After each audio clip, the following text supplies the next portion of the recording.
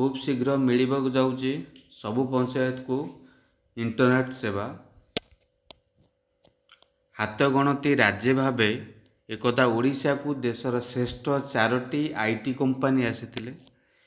हैं सेतबले आईटी क्षेत्र भावे आमे राज्यर भित्तिभूमि और परिवेश नथिबारु आमे किछिटा क्षेत्र रे पछुआ रही गलु। एबे आईटी एवं आईटीएस क्षेत्र को बेस प्राधान्य दि जाइछि बोली सूचना और प्रजुक्ति विभाग सचिव मनोज कुमार मिश्र प्रकाश करिसेंती।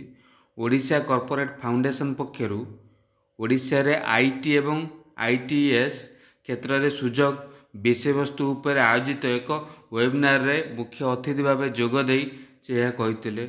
तत्सहित आउर मध्य से कहिसेंती जे आईटी क्षेत्र पई एक अनुकूल परिवेश सृष्टि करिबा होची ओडिशा सरकारक दायित्व।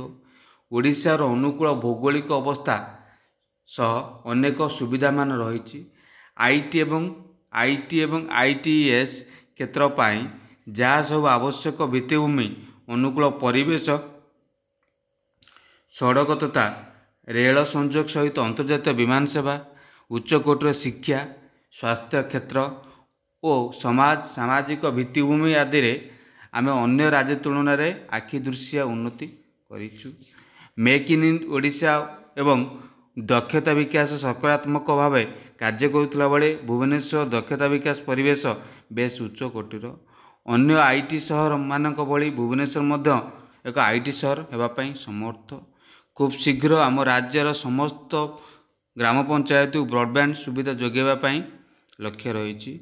यही अवसर में STPI software technology parks of India निर्देशक मानस पंडा समस्त प्रकार समर्थन एवं सेवा सुनिश्चित करी ओडिशार स्टार्टअप व्यावसायिक एवं शिल्पायन रणनीति विषय आलोचना करते। यह सहित वर्तमान महामारी समय किपरि युव उद्योगी एवं स्टार्टअप मानक पई एक सुजोग नहीं आसी से आलोकपात करते किछि आलोचना करी।